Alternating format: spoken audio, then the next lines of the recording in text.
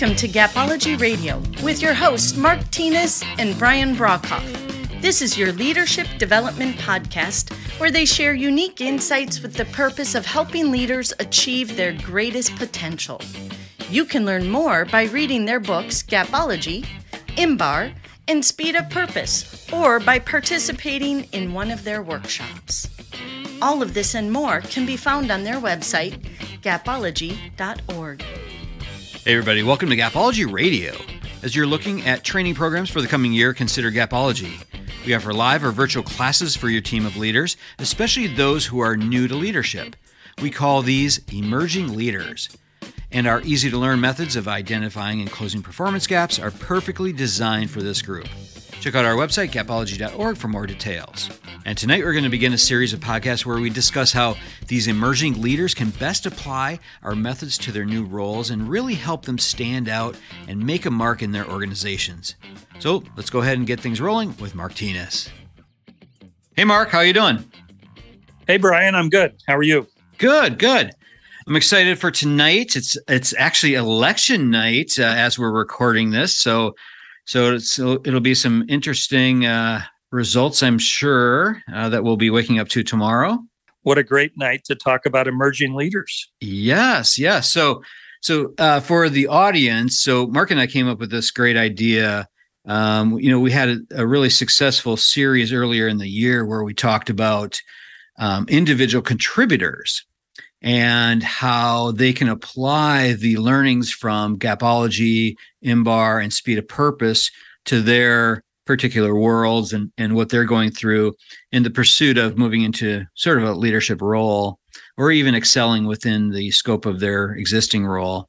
And we thought, so what about the people who are new leaders, so emerging leaders, those who perhaps they're in their first leadership role, or maybe they've received some sort of authority where now they have some people working for them or reporting to them, or maybe they're leading a project even.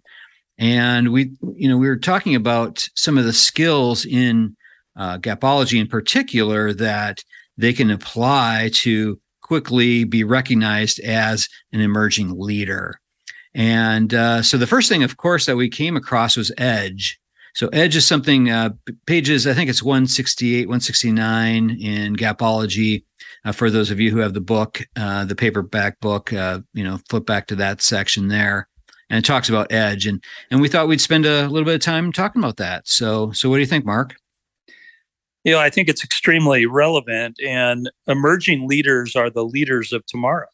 Yeah. Yep. So they need to know all the different elements of Gapology because it can truly affect their outcomes, the results, their leadership.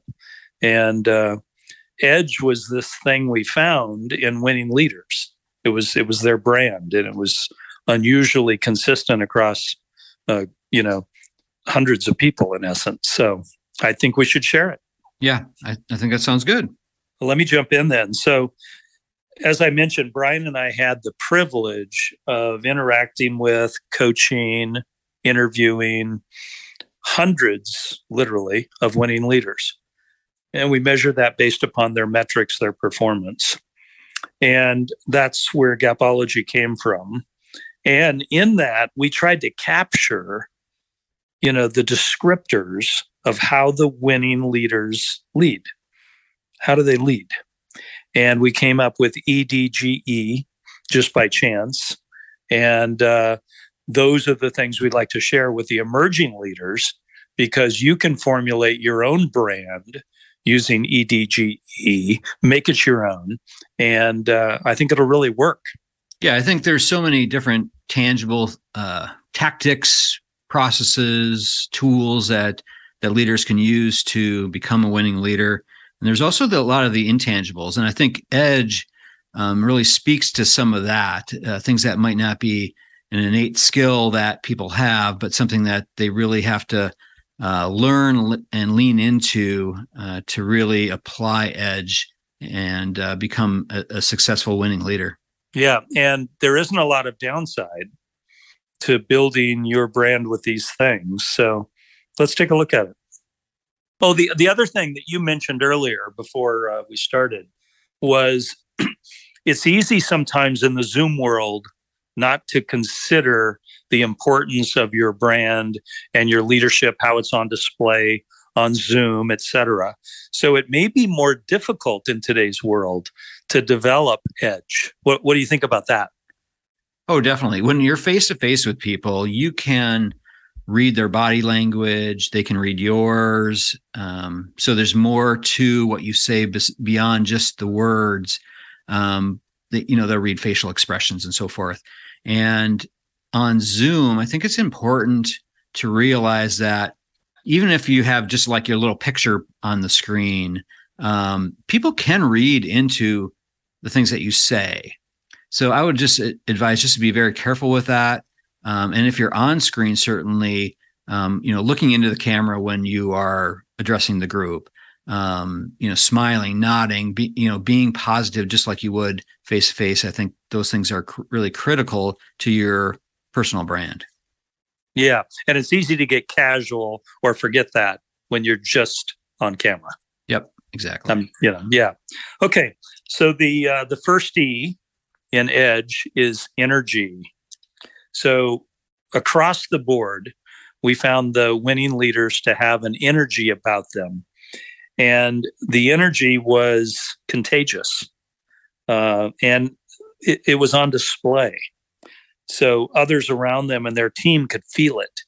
And it motivated. It spreads to other people. We could just see that. So I think a winning leader needs to be on purpose about having an energy and being aware of it and really use it to your advantage. Because again, it brings your team along. It brings your peers along, which in today's workforce is just as critical often as the team that may report to you. And it may therefore be on display to, those above you in the organization as well. So having an energy can be an incredibly positive thing. And again, we're talking about a positive energy.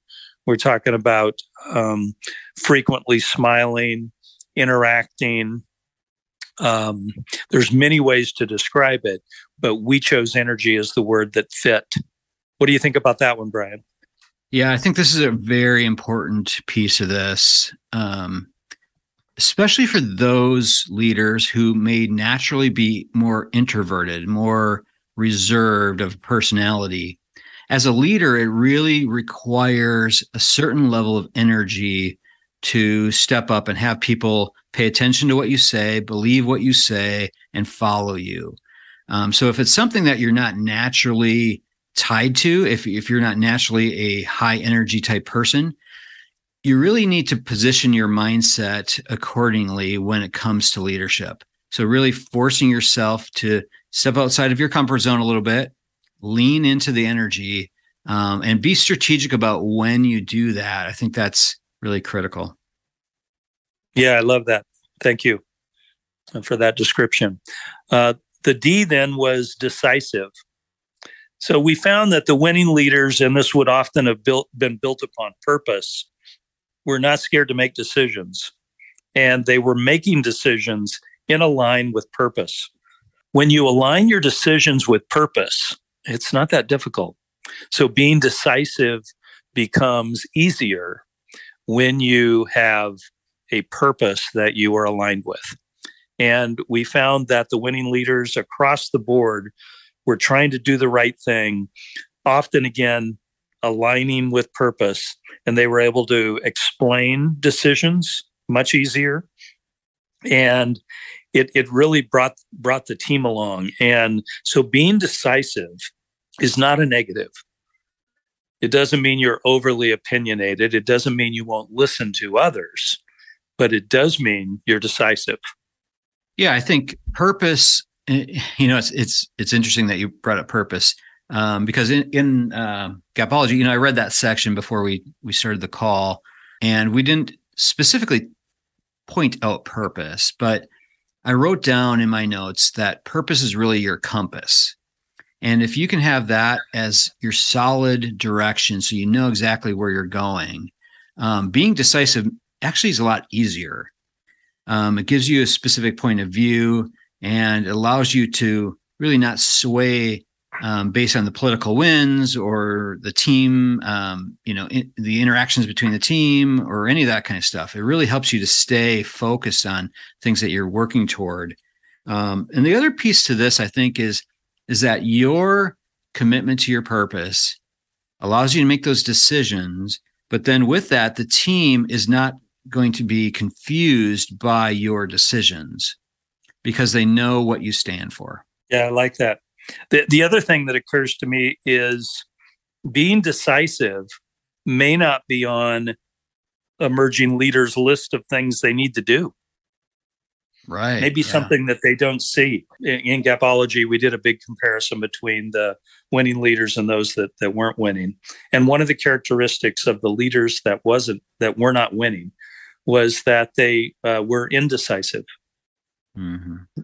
They were indecisive. You don't want to be indecisive. So think of the alternative to being decisive. It's being indecisive or going along. No, they had an opinion. Again, aligned with the right stuff. It's a game changer, and others may not have it. So it may differentiate you more than you may think. Mm-hmm. So don't discount it. Yeah. I think with this comes managerial courage, and we hear that a lot. I think in a theoretical sense, but being a fearless decision maker. Somebody who really has that courage to, make decisions from a people perspective, but also from a project or, process perspective. I think that just creates a brand, like you said before, of somebody who is a strong leader who can make a decision and, lead the team forward. Yeah. I love that. Thank you. So we've gone through E and D, and now the G was greatness. So greatness was simply the expectation of the winning leaders. They expected it. They expected it from themselves, and they expected it from their team. And I think it was Jim Collins that said, good is the enemy of great. They weren't willing to settle for good. Greatness was the target.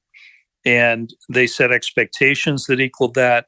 And by setting expectations that are significant, it inspires people. It causes people to really take actions that maybe they wouldn't have taken. So as a leader, having greatness as your standard, as your expectation, can be a total game changer. Yeah, greatness is certainly the expectation of the A players, in our studies. They really set that as the only thing that they would expect, from their teams. But also greatness is really what they also expect from their supervisors, from the organizations they work for, and from themselves. So, there's lots of different elements of greatness that A players just expect. They only see that as the only goal to shoot for. And I think by doing that, they really move their teams to take action on the elements that really do produce greatness. Yeah. And again, greatness can be inspiring, very inspiring. Totally. One of the reasons people leave organizations is because of the peer group potentially being less than productive, less than inspiring. So greatness is a key piece of the brand of winning leaders, and emerging leaders can really use that and differentiate themselves. Mm-hmm. It's interesting when in the book Gapology, we talk about the commitment ladder, and we've talked about that on the podcast several times. One of the things that we've discovered is that A players who are committed, who are very high up on the commitment ladder, if they're not working in an organization that aligns with their expectations of greatness, oftentimes what happens is they don't leave and they end up sliding down the commitment ladder and land somewhere around the grudgingly compliant level. And then they kind of hover there for a little bit and then either decide to leave or possibly move back up. But that's a big risk, I think, having leaders who do have greatness as their expectation for themselves and for their organization, and not being able to achieve that by other people not exhibiting the same beliefs and behaviors. Yeah. So imagine being on a sports team where your teammates didn't really care if they won or not, and you were there to win. Right. You were there to win the World Series or the Super Bowl or whatever it may be. That would be a very frustrating team to be on. So greatness was clearly a characteristic of the winning leaders. And as an emerging leader, you can make it your own. And again, you can bring other people along. It is inspiring. People want to play for great teams. So right. Yeah. If you're an emerging leader and you really want greatness, that's really what you're shooting for. Start by looking within your own scope of influence, right? So what are the things that you can control? Set greatness as your objective, your expectation, and oftentimes you can influence other work groups to do the same. Yeah, exactly. So the final E is expectations, and it ties right to greatness. So winning leaders keep score. They score the team. They have KPIs. They have metrics that equal the behaviors that they're looking for. And they know which metrics are those that achieve greatness. And so they set expectations, and the team knows those expectations. And that's often one of the big differentiators here. The leaders that were not winning, their teams didn't know the expectations. But when you went to the teams of the winning leaders, they knew what was expected. And that's a total game changer. So they had metrics that they held the team accountable to, that they measured, that they reported. And it was big. And they had expectations for themselves as well. So this was a clear differentiator that really brought EDGE, EDGE, home and really completed it. So that's why we wrote it into Gapology. We were shocked when we saw it, and that it turned into a word. And Brian made this beautiful logo to represent it. So thank you, Brian. What are your thoughts on expectations? Yes. So EDGE. So one of the differentiators between goals and expectations, I think, is EDGE. I think it's this passion, the decisiveness, the greatness, the things that you expect to happen. This actually turns goals into expectations in a way that's not just aspirational, right? It's non-negotiable. These are things that you expect to happen. Clarity in expectations aligns your team, yourself, your organization, the people that you influence. It aligns all of that. Yeah, well said. It brings it home. It creates that alignment. If we all have a common, expectation, we are somewhat automatically aligned. Mm-hmm. And that's how we closed out EDGE. And we wanted to share it with emerging leaders so that you would know what we learned, and hopefully you can make it part of your own brand and be, the winning leaders of the future. Yep. Yeah, I think emerging leaders, today's young leaders, I think they often face incredible challenges in the workplace and within their own careers. And I think EDGE is just one of those tools. It's really a mindset that if you can align with, it can really do a lot of great things. Well said. Yeah. Well, I got to go vote, Brian. So it's election day. Yeah, you do that. Make sure you get one in. Well, you have a great evening. We'll talk to you later. Thanks, Mark. Thanks, Brian. Okay. Talk to you later. Bye. Bye. All right. That'll do it from here. For more information on EDGE, check out our book, Gapology. It's available on Amazon.com or through Audible. Head on over to our website, gapology.org, for more information. Everybody have a fantastic week. We'll talk to you soon. This has been a Gapology production. Visit us at gapology.org.